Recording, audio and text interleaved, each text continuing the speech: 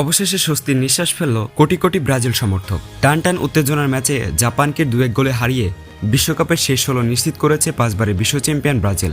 কিন্তু এই জয়ের আনন্দের মাঝেই সামনে এসেছে আরও বড় প্রশ্ন, শেষ 16তে কার মুখোমুখি হচ্ছে 5 বারের বিশ্ব চ্যাম্পিয়ন ব্রাজিল? প্রতিপক্ষ কি হবে আফ্রিকান শক্তিশালী আইভরি কোস্ট, নাকি ইউরোপের কঠিন দল নরওয়ে? কোন দল ব্রাজিলের জন্য বেশি বিপজ্জনক, আর কোন দলের বিপক্ষে খেললে কোয়ার্টার ফাইনালে ওঠার সম্ভাবনা বেশি? আজকের ভিডিওতে আমরা বিশ্লেষণ করব ব্রাজিলের সম্ভাব্য প্রতিপক্ষ, ম্যাচের গুরুত্বপূর্ণ মুহূর্ত এবং সামনে কি অপেক্ষা করছে সেলেসাওদের জন্য। প্রথমেই আসা যাক জাপানের সাথে ম্যাচটাতে। ম্যাচের শুরু থেকে জাপান বুঝিয়ে দেয় তারা শুধু খেলতে নামেনি, তারা চমক দেখাতে এসেছে। প্রথমার্ধে দ্রুতগতির আক্রমণ আর দুর্দান্ত পাসিংয়ে ব্রাজিলকে বেশ চাপে ফেলে তারা। এক পর্যায়ে গোলও করে এগিয়ে যায় জাপান। পুরো স্টেডিয়ামে তখন নেমে আসে নীরবতা। অনেক সমর্থকদের মনেই প্রশ্ন জাগে, তাহলে কি আজই শেষ হতে যাচ্ছে ব্রাজিলের বিশ্বকাপ অভিযান? কিন্তু বড় দলের পরিচয় তারা দেয় কঠিন সময়ই। দ্বিতীয়ার্ধে কোচের কৌশলগত পরিবর্তনের পর ব্রাজিলের খেলায় আসে গতি, মাঝমাঠে নিয়ন্ত্রণ ফিরে পায় সেলেসাওরা। ভিনিসিয়াস সহ তরুণ তারকারা একের পর এক আক্রমণ চালাতে শুরু করে। অবশেষে ক্যাসিমেরোর গোলে সমতায় ফেরে ব্রাজিল। সেই গোল ম্যাচে নতুন প্রাণ ফিরিয়ে আনে। এরপর যোগ করার সময় নাটকীয় মুহূর্ত, 96তম মিনিটে আসে জয়সূচক গোল।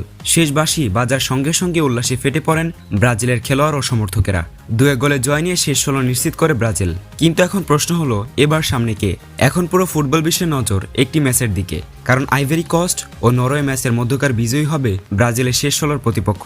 অর্থাৎ ব্রাজিলের সামনে এখন দুটি সম্ভাব্য প্রতিপক্ষ। প্রথমটি আইভরি কোস্ট।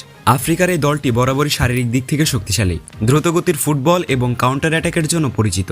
তারা সুযোগ পেলেই প্রতিপক্ষকে চাপে ফেলে দিতে পারে। অন্যদিকে নরওয়ে খেলতে পছন্দ করে সুগঠিত ফুটবল, শক্তিশালী ডিফেন্স, লম্বা পাস এবং দ্রুত আক্রমণ তাদের বড় অস্ত্র।